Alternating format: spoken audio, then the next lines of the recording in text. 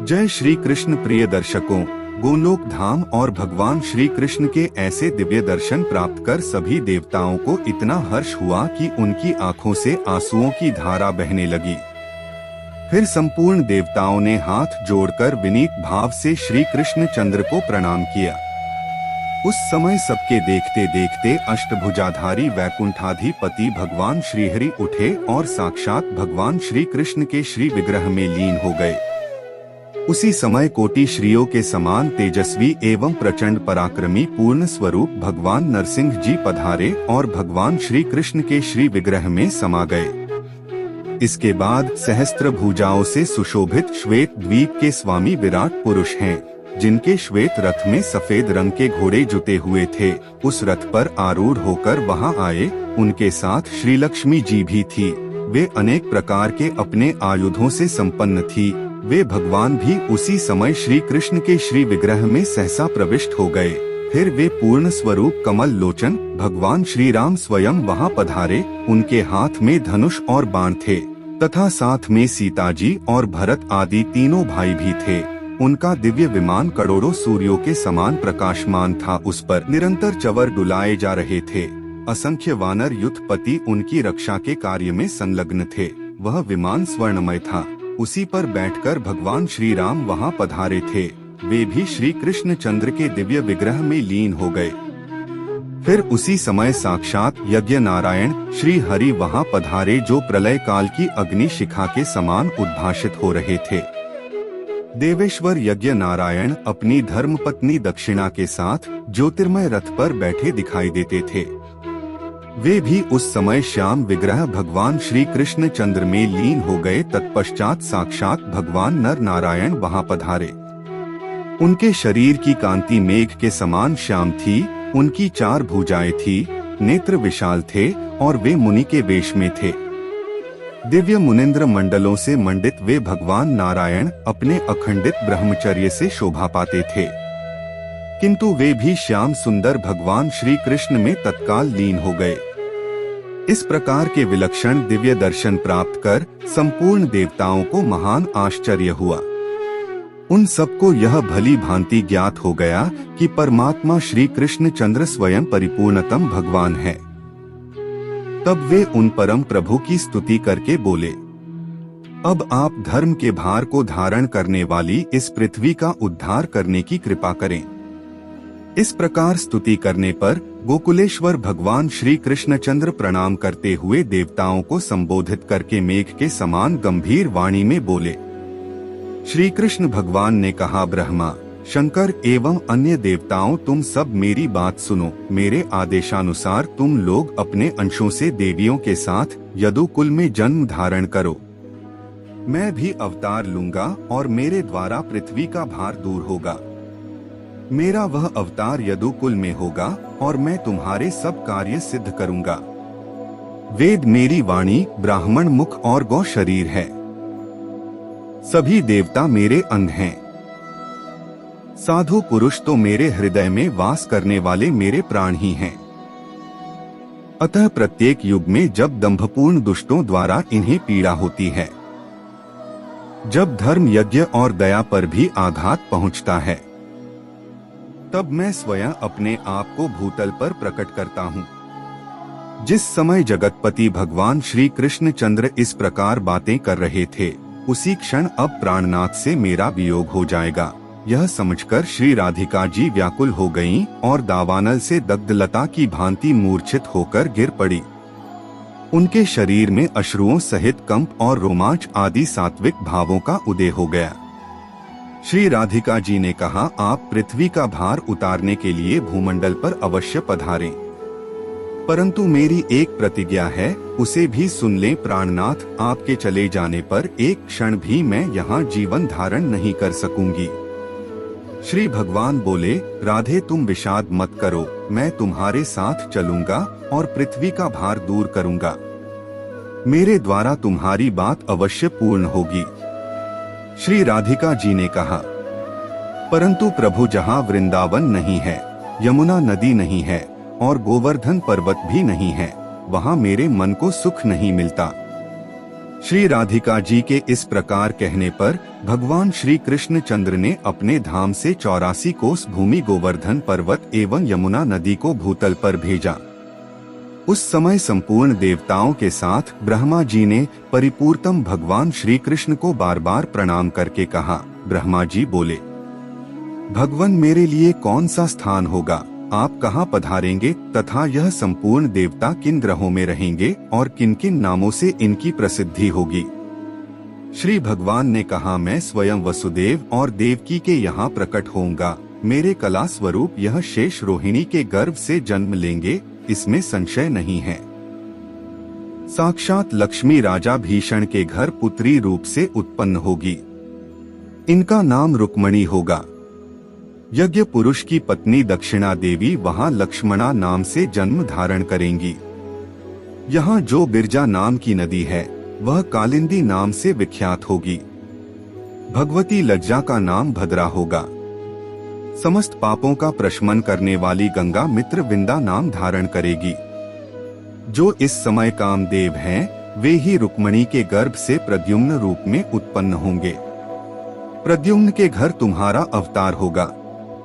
उस समय तुम्हें अनिरुद्ध कहा जाएगा, इसमें कुछ भी संदेह नहीं है। यह वसु जो द्रोण के नाम से प्रसिद्ध हैं, ब्रज में नंद होंगे और स्वयं इनकी प्राण प्रिया धरा देवी यशोदा नाम धारण करेंगी। सुचंद्र वृषभान बनेंगे तथा इनकी सहधर्मिणी कलावती धरा धाम पर कीर्ति के नाम से प्रसिद्ध होंगी। फिर उन्हीं के यहाँ इन श्री राधिका जी का प्राकट्य होगा। मैं ब्रज मंडल में गोपियों के साथ सदा विहार करूंगा। सुबल और श्रीदामा नाम के मेरे सखा नंद तथा उपनंद के घर पर जन्म धारण करेंगे। इसी प्रकार और भी मेरे सखा हैं, जिनके नाम स्तोक, कृष्ण, अर्जुन एवं अंश आदि हैं। वे सभी नौनंदों के यहाँ प्रकट होंगे। ब्रज मंडल में जो 6 वृषभान है, उनके ग्रह में विशाल, वृषभ, तेजस्वी, देवप्रस्थ और बरुथप नाम के मेरे सखा अवतीर्ण होंगे। श्री ब्रह्मा जी ने पूछा, पुरुषोत्तम, इन स्त्रियों ने कौन सा पुण्य कार्य किया है तथा इन्हें कौन कौन से वर मिल चुके हैं, जिनके फलस्वरूप ये व्रज में निवास करेंगी। कारण आपका वह स्थान तो योगियों के लिए भी दुर्लभ है।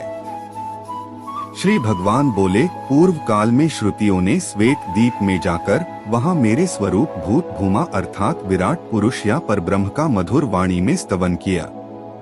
तब सहस्त्रपाद विराट पुरुष प्रसन्न हो गए और बोले, श्री हरि बोले, श्रुतियों, तुम्हें मुझसे जो भी वर पाने की इच्छा हो वह मुझसे मांग लो। जिनके ऊपर मैं स्वयं प्रसन्न हो गया, उनके लिए इस संसार में कौन सी वस्तु दुर्लभ है। स्मृतियाँ बोली, भगवान आप मन वाणी से नहीं जाने जा सकते, अतः हम आपको जानने में असमर्थ हैं।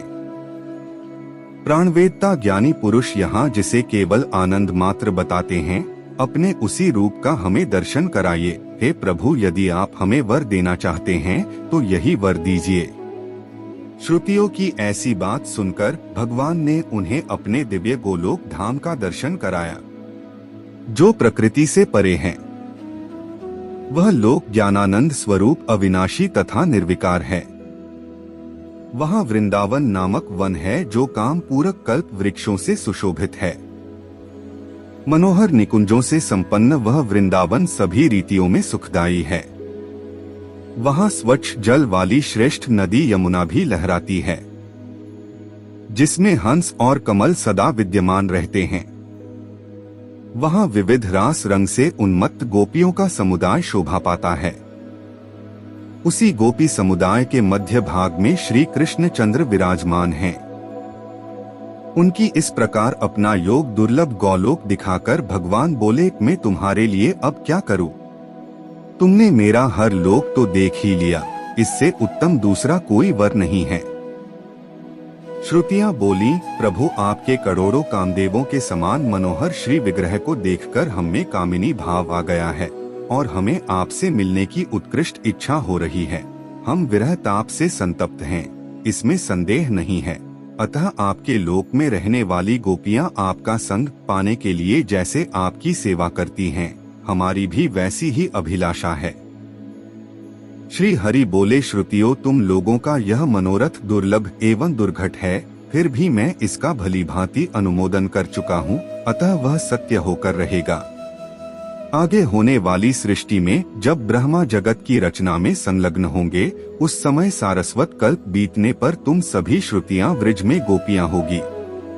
भूमंडल पर भारतवर्ष में मेरे मथुरा मंडल के अंतर्गत वृंदावन में रास मंडल के भीतर मैं तुम्हारा प्रियतम बनूंगा। तुम्हारा मेरे प्रति सुदृढ़ प्रेम होगा, जो सब प्रेमों से बढ़कर है। तब तुम सब श्रुतियां मुझे पाकर सफल मनोरथ होगी। श्री भगवान कहते हैं, ब्रह्मा जी पूर्व कल्प में मैंने वर दे दिया है, उसी के प्रभाव से वे श्रुतियां व्रज में गोपियां होंगी। अब अन्य गोपियों के लक्षण सुनो। त्रेतायुग में देवताओं की रक्षा और राक्षसों का संहार करने के लिए मेरे स्वरूप भूत महापराक्रमी श्री रामचंद्र जी अवतीर्ण हुए थे। कमल लोचन श्री राम ने सीता के स्वयंवर में जाकर धनुष तोड़ा और उन जनक नंदिनी श्री सीता जी के साथ विवाह किया। ब्रह्मा जी उस अवसर पर जनकपुर की स्त्रियां श्री राम को देखकर प्रेम विह्वल हो गई। उन्होंने एकांत में उन महाभाग से अपना प्रेम प्रकट किया, राघव आप हमारे परम प्रियतम बन जाएं। तब श्री राम ने कहा, सुंदरियों शोक मत करो, द्वापर के अंत में मैं तुम्हारी इच्छा पूर्ण करूंगा। तुम लोग परम श्रद्धा और भक्ति के साथ तीर्थ, दान, तप, शौच एवं सदाचार का भलीभांत पालन करती रहो। तुम्हें व्रज में गोपी होने का स्वावसर प्राप्त होगा। इस प्रकार वर देकर धनुर्धारी करुणानिधि श्री राम ने अयोध्या के लिए प्रस्थान कर दिया। उस समय मार्ग में अपने प्रताप से उन्होंने परशुराम जी को परास्त कर दिया था। उस समय श्री राम की युवा अवस्था थी। वे हाथ में धनुष बाण धारण किए हुए थे। जटाओं के मुकुट से उनकी विचित्र शोभा थी। जब पिता की आज्ञा से श्री राम वन को गए, वहां अपने आश्रम पर पधारे हुए श्री राम में उन मुनियों का ध्यान लग गया। वे ऋषि लोग गोपाल वेशधारी भगवान के उपासक थे। अतः दूसरे ही स्वरूप में आए हुए श्री राम को देखकर सबके मन में अत्यंत आश्चर्य हो गया। उनकी समाधि टूट गई और देखा तो करोड़ों कामदेव के समान सुंदर श्री राम दृष्टिगोचर हुए। तब वे बोल उठे, अहो आज हमारे गोपाल जी बंसी के बिना ही पधारे। इस प्रकार मन ही मन विचार कर सबने श्री राम को प्रणाम किया और उनकी उत्तम स्तुति करने लगे। तब श्री राम ने कहा, मुनियों वर मांगो। यह सुनकर सभी ने एक स्वर से कहा, जिस भांति सीता आपके प्रेम को प्राप्त है, वैसे ही हम भी आपको पाना चाहते हैं। श्री राम बोले, यदि तुम्हारी ऐसी प्रार्थना हो कि जैसे भाई लक्ष्मण हैं, वैसे ही हम भी आपके भाई बन जाएं, तब तो आज ही मेरे द्वारा आपकी अभिलाषा पूर्ण हो सकती है। किंतु तुमने जो सीता के समान होने का वर मांगा है, अतः यह वर महान, कठिन और दुर्लभ है, क्योंकि इस समय मैंने एक पत्नी व्रत धारण कर रखा है। मैं मर्यादा की रक्षा में तत्पर रहकर मर्यादा पुरुषोत्तम भी कहलाता हूँ। अतएव तुम्हें मेरे वर का आदर करके द्वापर के अंत में जन्म धारण करना होगा और वहीं मैं तुम्हारे इस उत्तम मनोरथ को पूर्ण करूंगा। इस प्रकार वर देकर श्री राम स्वयं पंचवटी पधारे। वह परनकुटी में रहकर वनवास की अवधि पूरी करने लगे। प्रिय भाई बहनों, द्वापर युग में भगवान श्री कृष्ण की जो 16,108 पत्नियां थी, उन्होंने अपने मनोरंजन के लिए या दिखावे के लिए पत्नी नहीं स्वीकार किया था। वह तो पूर्व अवतारों में उन्होंने जिन ऋषि मुनियों को, जिन श्रुतियों को, जिन स्त्रियों को वर दे दिया था, उन्हें अपने प्रियतम के रूप में स्वीकार करने का उसे उन्होंने सफल मनोरथ किया है। यदि इस वीडियो में आपको आनंद प्राप्त हुआ है तो इसे लाइक और शेयर अवश्य करें, और यदि इसी प्रकार की वीडियो आपको अच्छी लगती है तो उसके लिए कमेंट करके मुझे बताइएगा। तब मैं आगे इस प्रकार की वीडियो आपके लिए लाता रहूंगा। अब भगवान के गदा, पद्म, चक्र और शंखधारी प्रभु के दिव्य स्वरूप का स्मरण करते हुए प्रेम से बोलिए, हरे कृष्ण कृष्ण कृष्ण हरे हरे, हरे राम राम राम हरे हरे।